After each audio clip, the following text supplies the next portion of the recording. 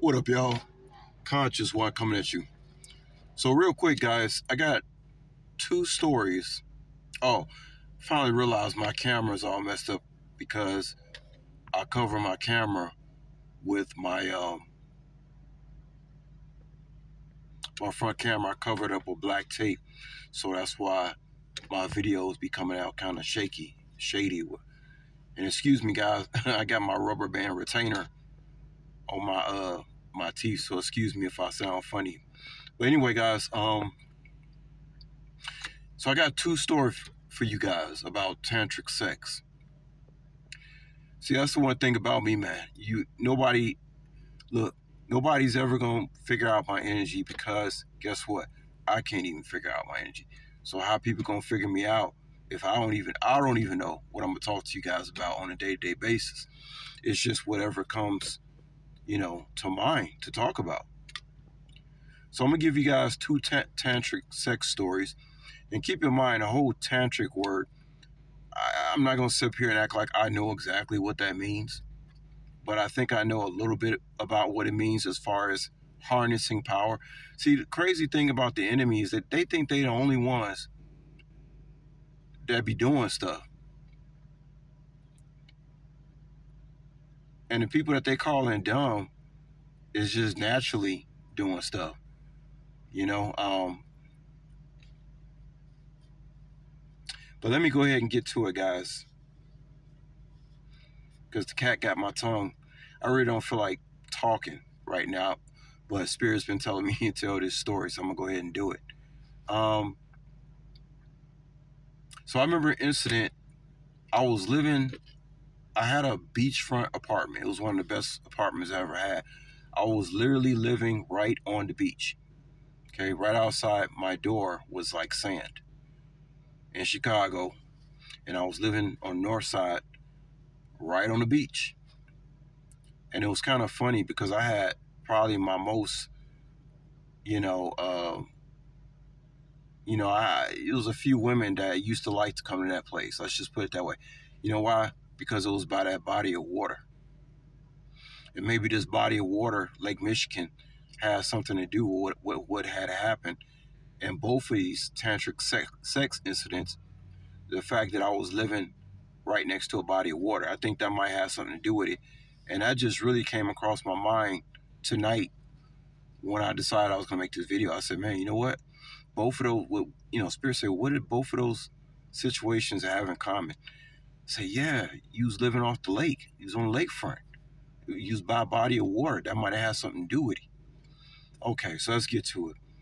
So in my mid 20s, I had a few flings here and there. I was never the type of individual that was, going through girls like you go through a drive-through at McDonald's or something. But when it was time for me to go out there and get one, I knew what to do. Let's just put it that way.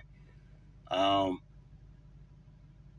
so I was living on a lakefront, nice apartment, and I remember this one girl. I'm not gonna say names or races or any of that stuff. Let's just get to the point. So, you know, did the thingamajig with this girl, and something that happened the next day. Next day, we woke up, and something was going on with the roof in the living room.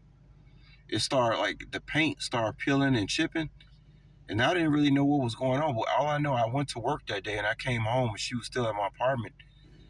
And let's just say by the third day, guys, at we did our thing, or whatever. Let's just say the whole roof in the living room was coming down. Now, of course, what happened? Oh, a pipe burst. Of course, a pipe burst. But the thing was is that I believe this girl had spoke to the landlord, and the landlord was like, he don't understand what happened. So I ended up moving out of that apartment in like 2 weeks anyway.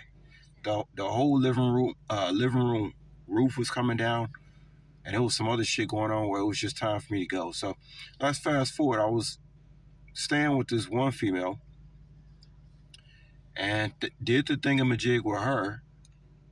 And I woke up in the morning, and it was all these yellow dots, yellow spots on the ceiling in the bedroom.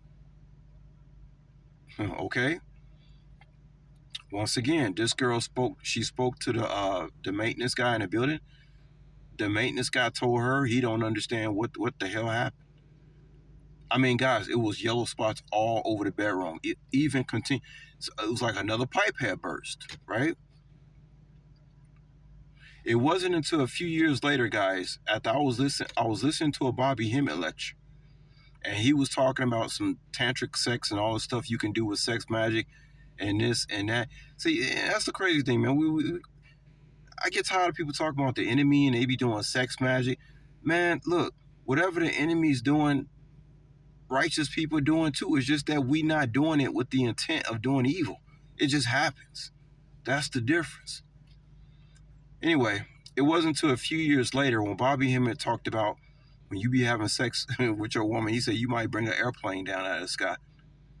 But he was talking about something that happened. He was having sex with some woman, and he said something about something had happened where it was a leak. And he said the roof was, I said, oh, I was like, oh shit, that light bulb came on my head.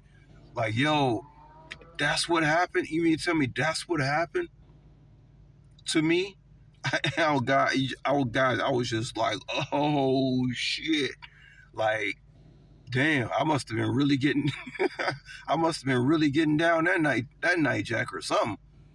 Cause somehow tapped into some energy that caused the motherfucking roof to leak, goddammit. Whoo wee boy. But like I said, it wasn't until I saw that Bobby Hemmett lecture that he clarified. And boy, when he said that, God, y'all should have seen me, boy. I was like, oh shit. I guess I was like, ooh, when I'm gonna do it again. But anyway, y'all, I just wanted to tell y'all those two stories. I don't know. Maybe y'all maybe y'all got some of those stories too that happened to you. If not, hey, I don't know what to say, but that's all I got to say for tonight, y'all. I'll let y'all later. All right? Peace.